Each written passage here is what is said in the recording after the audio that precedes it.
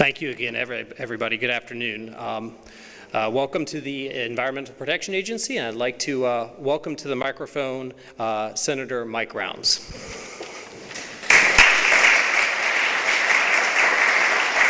Thank you. As chairman of the Senate Environment and Public Works Subcommittee on Superfund, Waste Management, and Regulatory Oversight, I'd like to thank Administrator Pruitt for holding this event today. I'm pleased that he is taking the positive steps to improve scientific transparency at the agency. Since coming to the Senate, I have worked to improve scientific process within the EPA. This includes making certain that the EPA regulations are based on the best and most recently available science. Because EPA regulations affect all Americans, they should also be based on information that is available to the public so that all Americans can see how these regulations are being promulgated and the information upon which they are based. All too often, we have been told that burdensome regulations are based on information that is not accessible to the public. Rather than having a collaborative relationship, this has led to an atmosphere of distrust between the agencies and regulated entities, whether they be American businesses, farmers and ranchers, or state and local governments.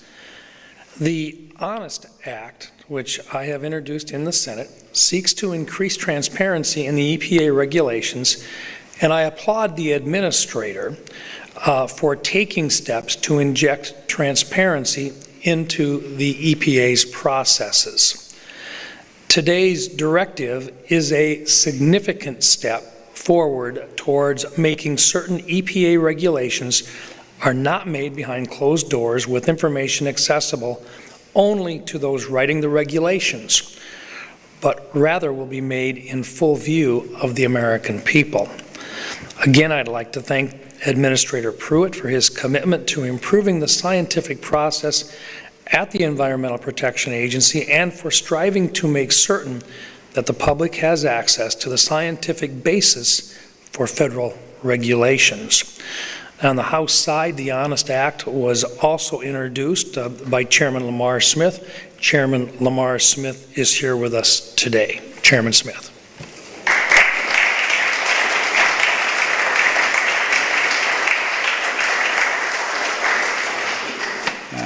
Senator, thanks for the introduction. Thanks for your comments as well, and how nice to be working with you on the HONEST Act, you in the Senate and I, of course, in the House. First of all, I just want to thank Administrator Pruitt for being such a courageous head of the EPA. He is smart, he is knowledgeable, he is experienced, he goes on the offense. We couldn't have a better head of the EPA.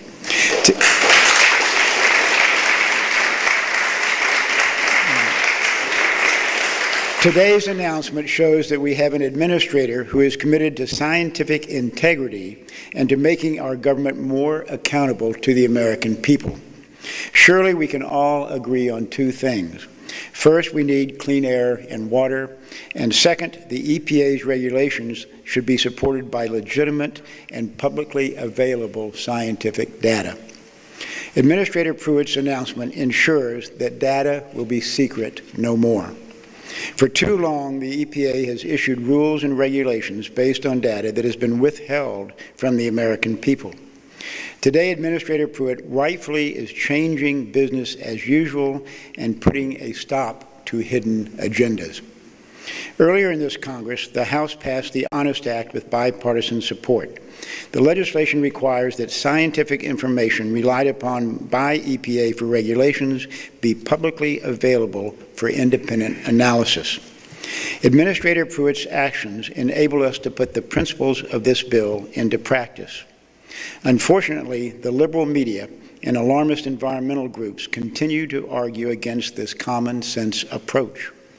Those who oppose making the data public claim it will expose personal information. But they know confidential personal information can, in fact, be kept private.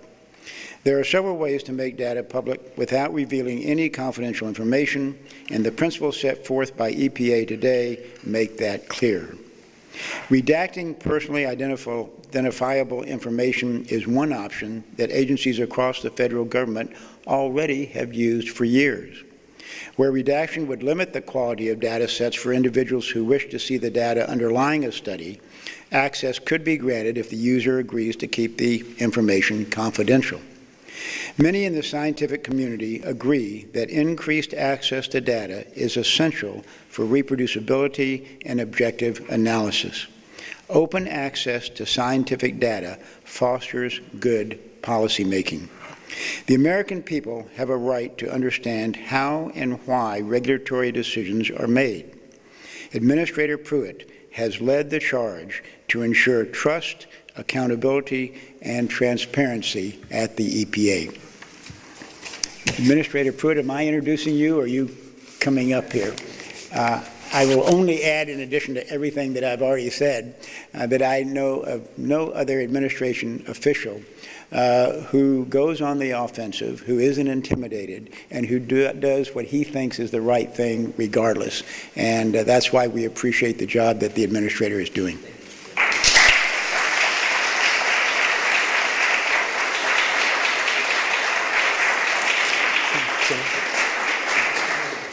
You know, I wanted the senator and the chairman to dance. Yeah, we did. But I wanted them to be up here with me because this is really a great day. It's a banner day because it represents us taking action here at the agency based upon the work, the investment of time that both of these gentlemen have offered for years. They have talked about this issue with great leadership and great commitment to doing things right here at the agency, transparent, objective, measurable, and actually informing the American people on how we make decisions. It's really the chairman's leadership and the senator's leadership that this is a culmination of the work that we're actually advancing today. So I want to say thank you to both of you for your great leadership, your support, and also the help that you provided me in getting this done. Thanks so much. Thank you. And let's give them a hand.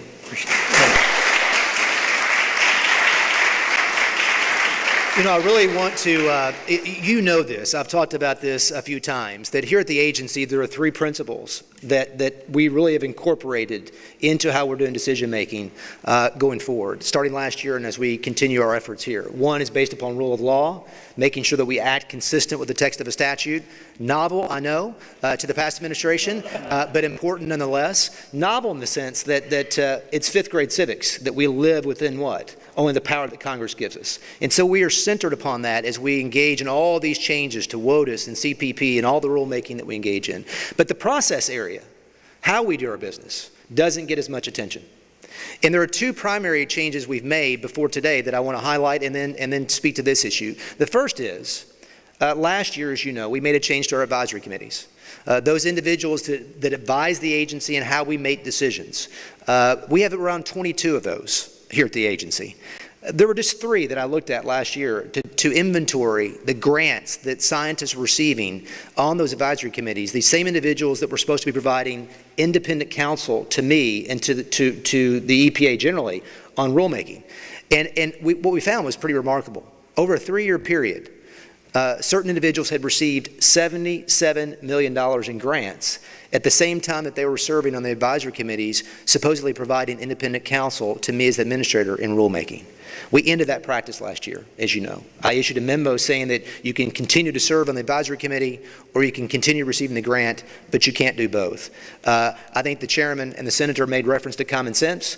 That to me is commonsensical, but I have found sometimes that common sense is not too common here at the agency. So that was one change that we made last year. A second change that we made, going to process again, is to ensure that we don't engage in sue and settle practices, regulation through litigation, where third parties sue the agency and then use the litigation process to bypass the EPA entirely.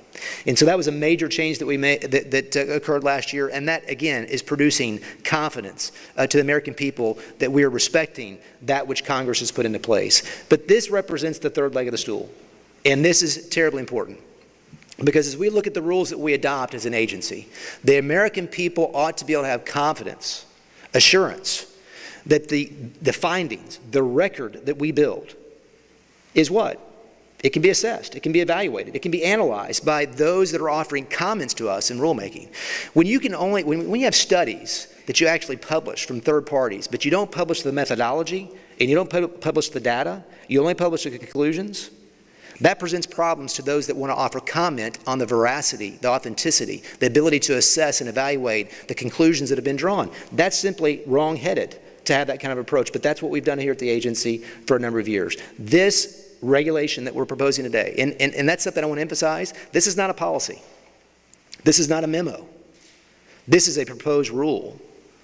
And the reason that's important is because this is not just something that we're proposing that may last for 2 months or 2 years. It is a codification of an approach that says as we do our business at the agency, the science that we use is going to be transparent. It's going to be reproducible. It's going to be able to be analyzed by those in the marketplace, and those that watch what we do can make informed decisions about whether we've drawn the proper conclusions or not. When we use third parties, it's really remarkable to me. When you go use a third party and you publish only their findings, but not the methodology and data, how does that enhance transparency under the EPA? How does that actually inform citizens across the country in the proper way with respect to rulemaking? So this is the right approach, and it's right not only in fixing this going forward on the policy side of things, but it's going to be codified through rulemaking, which will mean it's durable. And I think that will be very, very helpful to the American people. So today is a red letter day. It's a banner day. It's a culmination, again, of the work that these gentlemen have provided and those in Congress have advanced for a number of years. It's an agency taking responsibility for how we do our work and respecting process, in making sure that we do engage in a transparent process to inform the American people so that we can, enhance confidence in our decision making. So I really appreciate you attending today. I know many of you here have supported this for a number of years. You've advanced this through advocacy and other things on Capitol Hill and across the country. Thank you for that leadership. And I look forward to signing this document today to represent the hard work that you've put into place. Thanks so much for coming. And now we're going to proceed over the table and sign the document. Thanks so much.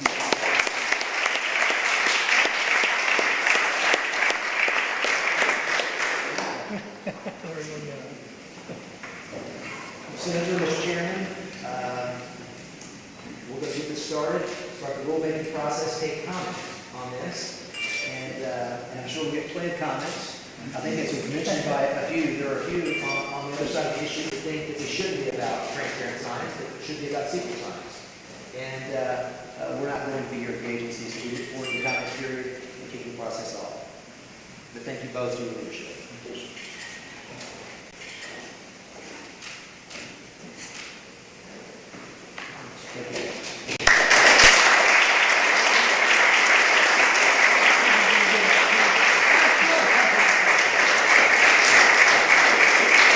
Thank you all for coming.